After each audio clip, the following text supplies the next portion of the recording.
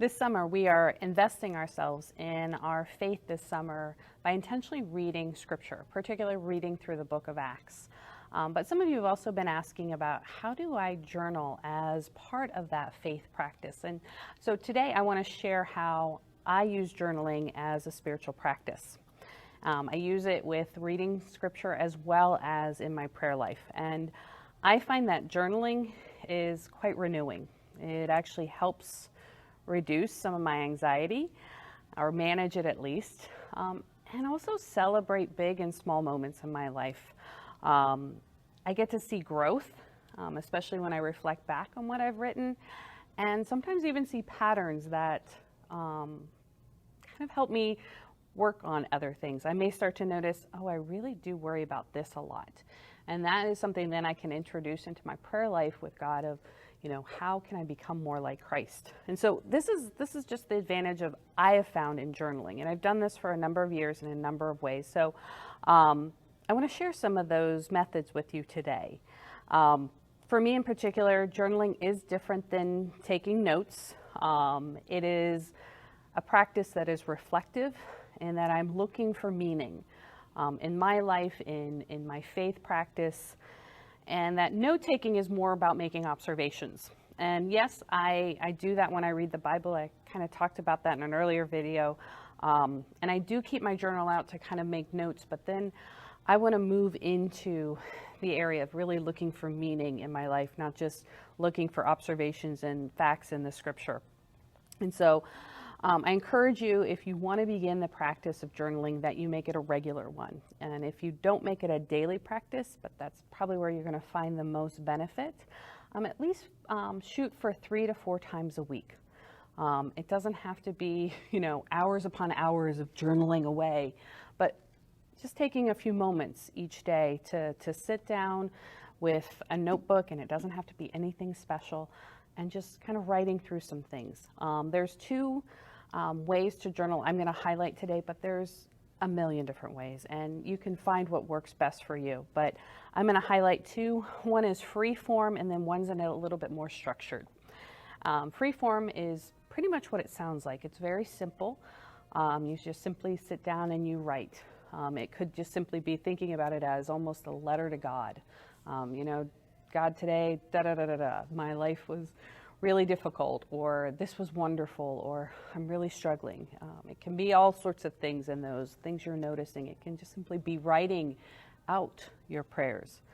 There's something about the physical action of writing that just really helps to focus you, as well as then you have something to go back to. So freeform just allows for that. It doesn't have to have any sort of structure in anything, shape, or form. And it's the simplest. Now, I've practiced that in the past, and I've moved recently to something that's a little bit more structured these days, and I'm going to describe it for us here. My more structured method of journaling these days is I do start often with what I'm reading in Scripture, and I take some notes. I just kind of note things that are of interest to me. And again, those are observations, not necessarily looking for meaning, but just kind of start there. But then I move into things that I may hear God saying to me in that, and maybe circle some things or highlight them. And then kind of from that note piece, I move to a time of prayer. What is this saying to me? Or what am I worried about? Or what am I excited about? I'm really also trying to listen for God in that, and just kind of writing it out. And the cool thing about writing out your prayers is that you can go back and sometimes see where God has answered. And the thing is, sometimes a no is an answer. God, I really want this job, and you don't get it. Well, you see the answer in that. And sometimes reflecting and remembering that informs our faith in new ways. And that's just the benefit of having it written down, as we don't always have to rely on our memories. So taking that time in that structure, I pray through it. I write it out, and then I go to a very specific time of looking at what I'm grateful for. And so this piece of gratitude has become critical to my spiritual life as well as my overall well-being these days. And I look to do at least, note 3 things I'm grateful for. And I try to get really specific. because this can be so easy and so unthinking. I'm grateful for my friends, family, and that I had a great meal the other day.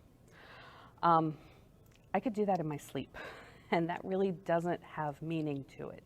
And again, journaling is about finding and identifying meaning in our lives. And so I am grateful for my family, but specifically these days, I am grateful for how my kids are playing together and love each other and delight in each other. And I want to make note of that because I may look back on that and go, man, that is really cool to see. And also may give me some hope in a season when they're not so great to each other. I'm grateful for my friends, yes, but specifically these days, I'm grateful for one friend in particular who regularly connects with me. She texts me almost weekly to say, how am I doing? What can I pray for you for? And she always shares bits and pieces from her own life, and it's just what works for us right now. But her texts seem to come at moments when I just need to be reminded that there are people who care about me, that I belong to a bigger community. And so, if you can see, when I get more specific, I see more meaning, and it has just a greater impact on me. I kind of tossed out the dinner piece, but the other night I got to go on a date with my husband for the first time in like 3 months, and it was amazing, not just because the food was served hot and I didn't have to cut his meal up, as well as cater to 2 other people at the table, but I just got to focus on our relationship, and that was just kind of a joy that happened in the event around a dinner. I also didn't have to do the dishes or clean up afterwards. So you can kind of see how, gratitude, it has such a benefit to us. And in finding myself in this regular practice of journaling, it has been powerful. And then, if you want to think about the gratitude piece, is that it's like when someone gives you a really generic compliment, like, oh, thank you for all that you do. Snooze. It means nothing. But thank you for how you take care of people. I love how you did this for so-and-so. Has a greater meaning. It told me that that person noticed. It's the same with gratitude when we focus on it. Now, when I finish kind of wrapping up what I've been journaling on, is I also look for what I call kairos moments. Kairos is a Greek word that speaks to kind of the purpose or appointed time of God. And I look for God's voice in all of this and try to make note of it. Try to identify maybe what I'm hearing from God in this or seeing. And it kind of adds this nice final piece. Now, I told you that this was a much more structured way of journaling for me at this moment, but I find I need that structure, where in a previous season I needed it to be unstructured. So as you begin the practice of journaling, I encourage you to maybe play around a little bit. What works best for you? And again, these are just 2 methods I have used in the past, and you can make them work for you. The most important thing is to do it and to find something that works for you.